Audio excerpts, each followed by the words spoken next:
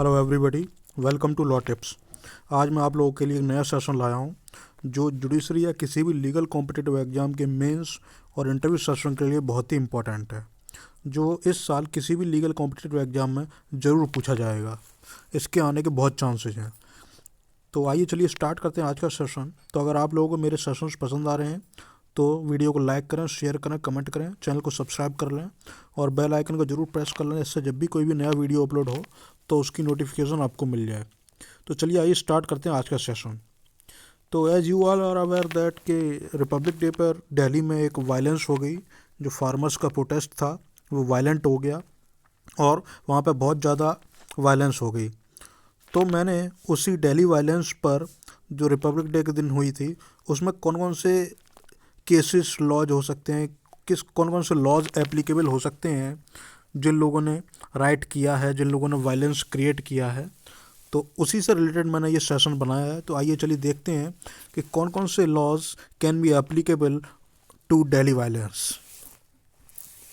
तो first one हम लोग देखेंगे इंडियन पेनल कोड के अंडर कौन कौन से लॉज एप्लीकेबल हो सकते हैं। तो first one section is section 307 जो अटेम्प्ट टू मर्डर का चार्ज है। और इसमें जिन लोगों ने पुलिस वालों को या सोल्जर्स को मारने की कोशिश की, अटेम्प्ट टू मर्डर किया है, उन लोगों पर ये चार्ज लगाया जा सकता है। और इसमें मैक्सिमम पनिशमेंट जो है इम्प्रिजनमेंट वो 10 ईयर्स है या फिर लाइफ इम्प्रिजनमेंट है। और इसके अलावा apart from the imprisonment fine can also be imposed. तो सेक्शन 307 एप्लीकेबल हो सकता है। Apart from that section 124A which is related to sedition, राजद्रोह, तो आईपीसी का 124A भी एप्लीकेबल हो सकता है यहाँ पर। और आपको पता है कि इसका जो पनिशमेंट है वो लाइफ इम्प्रिजनमेंट तक है और इसमें फ़ाइन भी ऐड हो सकता है या फिर इम्प्रिजनमेंट अप टू 3 ईयर्स और फाइन और दोनों। तो ये पनिशमेंट वाला चार्ज है 124A सेडिशन, ये भी एप्लीकेबल हो सकता है। Apart from this section 147 which is related to punishment for rioting, तो जो राइट्स हुए हैं उन लोगों पर कौन सा चार्ज 147 एप्लीकेबल हो सकता है। और 147 में मैक्सिमम पनिशमेंट इम्प्रिजनमेंट जो है वो 2 साल का है या फिर फाइन या फिर दोनों चीज़ें। तो 147 एप्लीकेबल हो सकता है। Apart from the earlier sections, section 148 and section 149 of IPC can also be applicable. तो 148 जो है वो rioting armed with deadly weapon के लिए है और इसमें पनिशमेंट जो है maximum imprisonment up to 3 years और फाइन और दोनों। Under section 149 this is related to every member of unlawful assembly guilty of offence committed in prosecution of common object, तो ये भी एप्लीकेबल हो सकता है। इसके अलावा आईपीसी का section 120B which talks about punishment of criminal conspiracy, तो क्रिमिनल कॉन्स्पिरेसी के लिए 120B भी अप्लाई किया जा सकता है। और अंडर सेक्शन 120B जो पनिशमेंट है मैक्सिमम वो इम्प्रिजनमेंट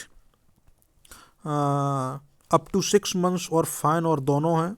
और इसके अलावा section 325 of IPC which is relevant to punishment for voluntarily causing grievous hurt, इसमें पनिशमेंट जो है वो maximum imprisonment up to 7 years and fine can also be applied. Apart from that section 326 of IPC can also be made applicable which is related to voluntary causing grievous hurt by dangerous weapons or means।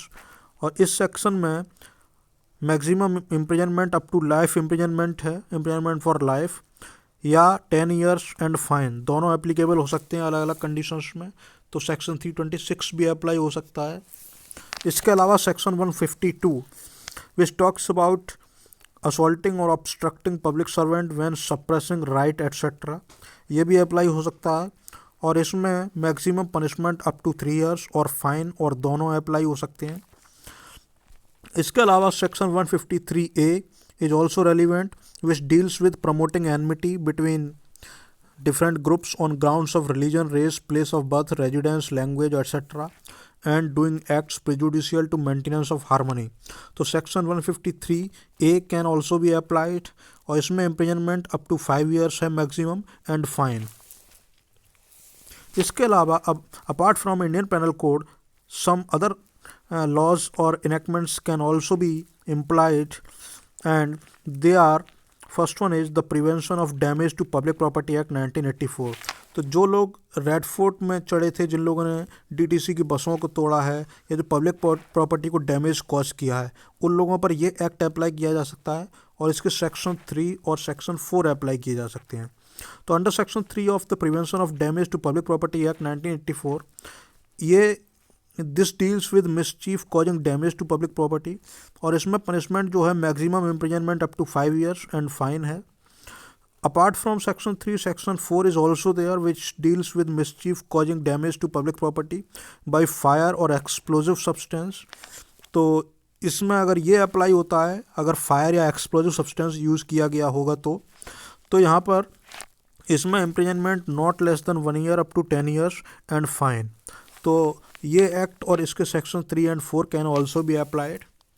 Apart from these laws, another law can also be applied which is national security act, which is also known as NSA और रासुका, राष्ट्रीय सुरक्षा कानून। तो ये NSA भी apply हो सकता है। और that me tell you something about NSA. NSA is an act that empowers the government to detain a person if the authorities are satisfied that he or she is a threat to national security or to prevent him her from disrupting public order.